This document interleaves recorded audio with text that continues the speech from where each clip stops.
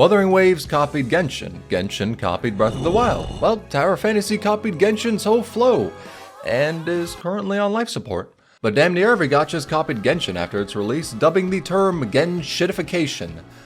I'm really mad I didn't personally come up with that.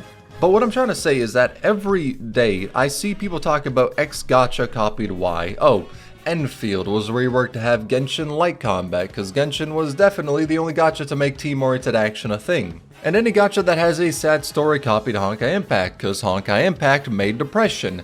I joke, but to be honest, a lot of the discourse does kinda sound that dumb. Now, to be fair, a couple of the times people say a game copied another, yeah, not legally distinct and covering it.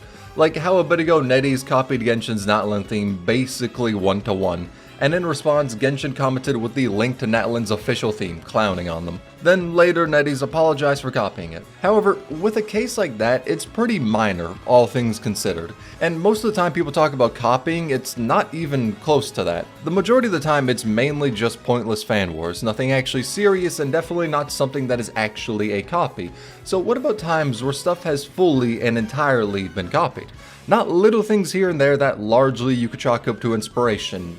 At times, most of them, the laziest fucking inspiration ever. But what about games that have been just honest to God plagiarism and what happened to them? That is what I want to talk about, the most blatant copyright violations put within the form of a video game, and why many of them can legally get away with doing that. So first game up is Realms of Pixel, and by Pixel let's just say plagiarizing Toriyama's art. This is the first game by the company Novasonic, and in case you wanted to see the greatest portfolio of their professionalism, this is their website. No bullshit, I can legitimately code something better than this, and I'm a YouTuber. What the hell are you doing? Funnily enough though, their About Us page has actual fucking formatting. Looks like they were able to lock in and open up CSS for once, so let's read a bit of this. Was founded by a team of industry veterans with over 15 years of global experience. Aims to push the boundaries of innovation. Community management tailored to local and global trends. Actually, let's check that one. In the shit-ass game, if you click the support button, you're brought to a page that says for top-up issues we'll respond in 12 hours, and for anything else, join the Discord, bitch. Gotta say, top-level community management, given only to people that would make the mistake of spending money on this game. Novasonic Games has a diverse portfolio. Diverse. Of one. You know, the more I read from this, the more I think an AI wrote this, but the main reason I think that is because the character art is, strongly likely, generated from an AI trained on Toriyama's style. Now, I'm not saying it's guaranteed, but I'm saying the way the clothing looks way too over-detailed in this personally gives me the ick of AI-generated slop. Or at the very least, the art is assisted by AI, and from there, in addition to the art style being copied, some character designs were. I mean, dear God, look at the Kamehameha from Wish we got going on. And another express order from Wish is the pulling animation being just dead ripped from Star Rail, with somehow more generous rates. And then you can see how the quote-unquote original designs were actually just ripped from a different game and fed to an AI to recreate them in Toriyama style, which I didn't even know about until I saw this video linked in the description. Never once heard of Panilia Saga, but yeah, most of the designs from that game were just fucking yoinked to make this slop. And yeah, okay, to be honest, all of this is a little funny, but then the realization comes that this game is using an AI to steal the style of one of the most respected artists who has unfortunately passed away. Just stealing their work and slapping it onto some forgettable auto battler by a company that can't even code a website for shit and will likely shut down after this game reaches its end of service. Just for the team behind it to open up a new company under a different name and continue this scam with a new slop game because somehow this actually turns a profit, which is pretty damn annoying to see. Like, okay, making a slop game, I don't give a shit about. If people can find some fun with it, knock yourselves out.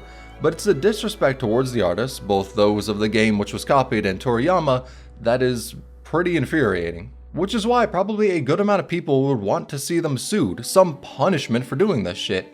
And yeah, unfortunately, good enough chance it won't happen. Let me explain by talking about Enigma Sepia. So when it comes to this game, let's look at the characters. They may look a tad familiar. That's because the designs are just ripped from popular anime. We got Luffy, Levi, Law, Sanji, and Zoro, and yeah, it gets much worse. There's Deku, Goku, Naruto, Itachi, Gojo, Edward, Elric, Kakashi, fucking Genji, Overwatch, for some reason. Dio Jotaro, the mech from Evangelion. Out of all Evangelion characters, you could have copied why the fucking Mechanic Ken, which pains me because I actually unironically love Tokyo Ghoul. Sukuna Sasuke Gilgamesh. Yeah, ripping off the most well-known gacha is something. Colonel Mustang Natsu Denji, whose name was changed to Denise. Really? That one character from Mid Slayer and, oh yeah, L from Death Note. With the Death Note actually just appearing too. Yeah, okay, I may have shown how much of a weeb I am, but this game's pretty damn blatant. Like, there's no two ways about this. They ripped off the characters and ripped off 80% of their clothing, then called it a day. To say these designs are inspired by the originals is like saying League of Legends is inspired by self-harm. It's kinda true, but it's more accurate to say they're one and the same. So from here, a couple of questions can be brought up. 1. Is the game good? Well, the UI makes me want to do things to myself I can't describe on YouTube, and the gameplay is a run-of-the-mill auto-battler. Why are all scam games fucking auto-battlers? So then the other question, do they have permission to rip off these characters? Yep, we all know the answer to that. So now the third and most interesting one. How have the developers of this game not been hunted to the ends of the earth due to breaking any law that even vaguely mentions the word copyright? Well, the answer is it hasn't been out for too long and generally legal action takes a bit of time, so we won't see anything immediately happen to it.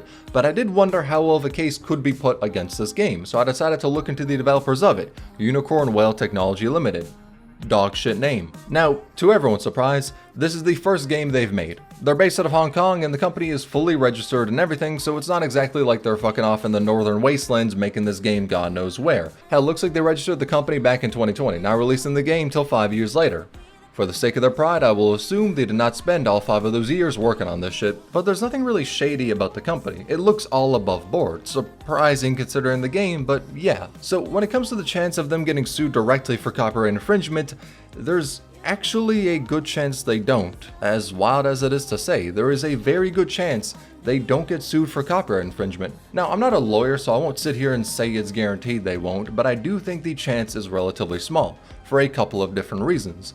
One is that in Japan, which is where these characters originate from, copyright law is strange. So to understand it, there's 2 terms regarding this law, ideas and expressions. Ideas fall under the general umbrella of patents, whilst expressions are cookie cutter what you think when you hear copyright law. But the thing is, characters are ideas, which means they don't qualify under protection of copyright law. But that's of course not the full story, which is where the Popeyes case explains it a bit more, where you got 2 points of a character you're making. Point 1 is a 30s male Marine who gains superhuman power by eating spinach, dressed in a sailor suit and smoking a pipe. Pretty obvious who it is, but they're not named Popeyes, they're named Dopeyes. Yeah, okay, I'm not good at coming up with names. Sweet fuck, this channel's called Tsunul for a reason. But point 2 would be if you draw a specific picture or illustration of Popeye drawn on paper. And of that second scenario, you would be able to get sued for copyright infringement. Because copying the personality of Popeye doesn't immediately mark it down to get sued for copyright. But if you copied his design or an illustration of him from the old animations, assuming this is back when copyright was still in effect for them, you can get got. And that is where this game can skirt by enough from its designs being somewhat different. Because even though everyone who knows these characters from their original works are 100% aware this shit is the biggest ripoff, the designs are changing enough to where it's not the easiest thing to go against them in court.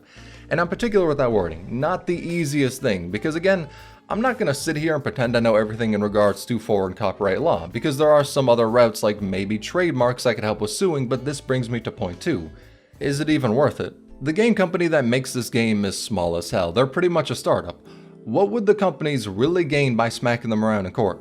Would it be worth the lawyer fees, the time, the distraction? Like in other popular copyright cases like how Nintendo treats anyone who shows a lick of their gameplay on YouTube, that's really easy to do because YouTube fucking bends over for Nintendo and brings their own goddamn loop to use, but also because in cases like that, people are using Nintendo's gameplay one-to-one, whilst in other cases where they're skirting the line in terms of character designs but making their own game, like Pal World, Nintendo didn't sue them for copyright infringement because it would have been harder to do, which is why they sued the game for patents instead, even when the monster designs were pretty blatantly ripped off. But then there's a third point, which is kind of the final boss of this all. The company is based out of Hong Kong, so they'd have to deal with Chinese copyright law. And the law states that copyright is really only pursued if the work is originally from a Chinese author, but included in that are any countries that are in copyright treaties that China is a part of. And Japan and China are both in something called the WIPO copyright treaty, but even with that being the case, it being a legal battle in China still makes it more difficult to pursue, which again comes back to the point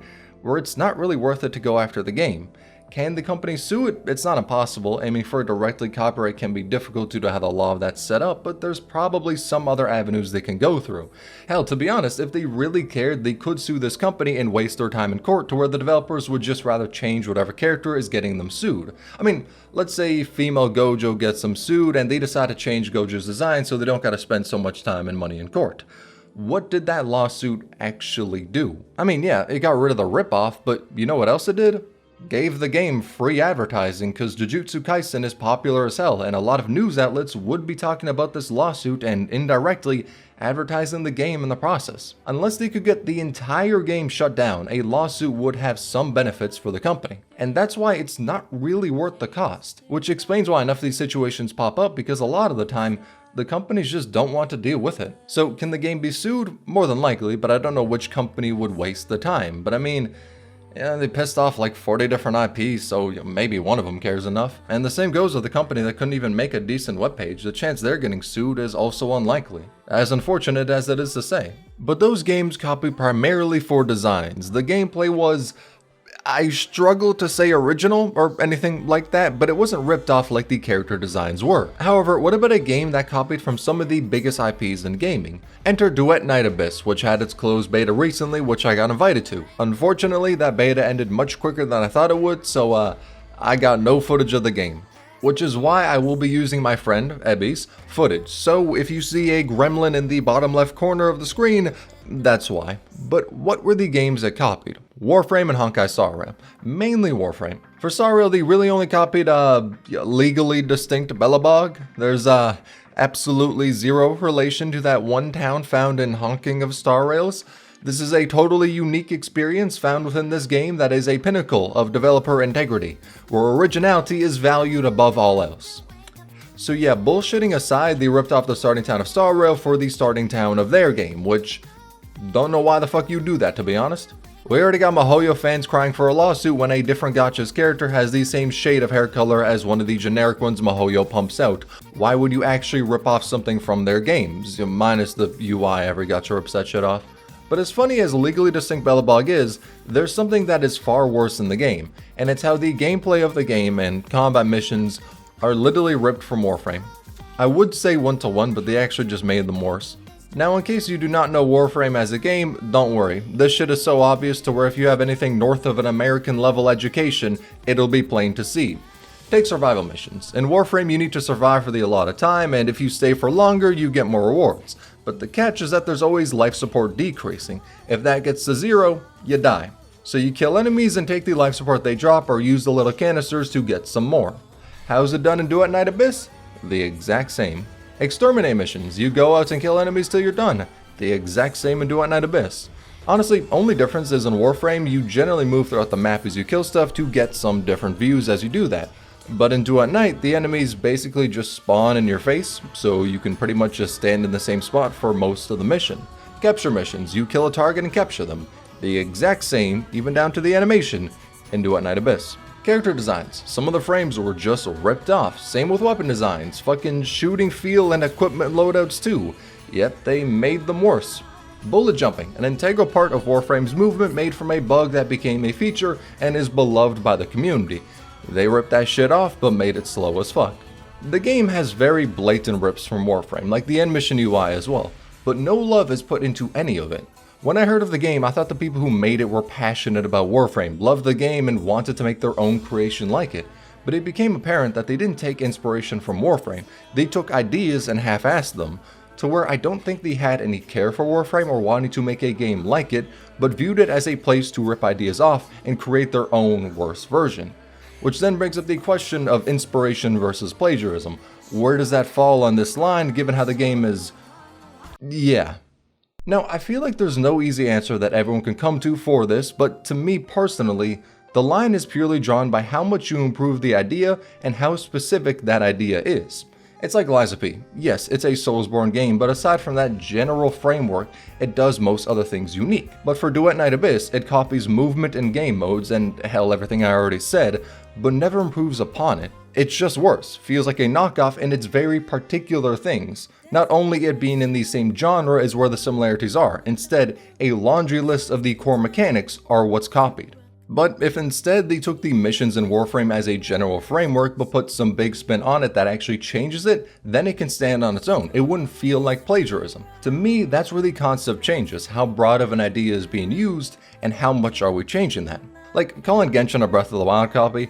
Bro, I can't believe I'm about to defend Genshin, but Breath of the Wild didn't fucking create high saturation, an open world, and climbing. That and puzzles are basically where most of the similarities end, inspired by entirely, copying, come on. Genshin's combat somehow found a way to be better than Broken Weapon Simulator over there.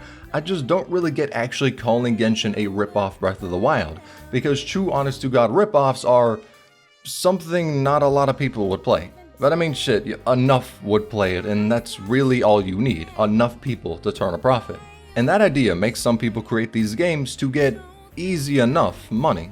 And the only way to really stop that is to sue them, but as I said, there's a lot of problems with that. However, other times we've actually seen a lawsuit from games that rip off others. Well, there's the ArcNets case, where a company ripped off this design and Hypergriff did sue them. However, Hypergriff didn't really win the lawsuit, they only settled, which still was in their benefit, but it's not as definitive a case because the copying game just backed down instead of trying to hold their ground. And to help, it was a Chinese company suing a Chinese company instead of anything overseas. And all of that makes it much easier than any other potential lawsuits that could happen against these games. Same country, and it was settled instead of an outright win.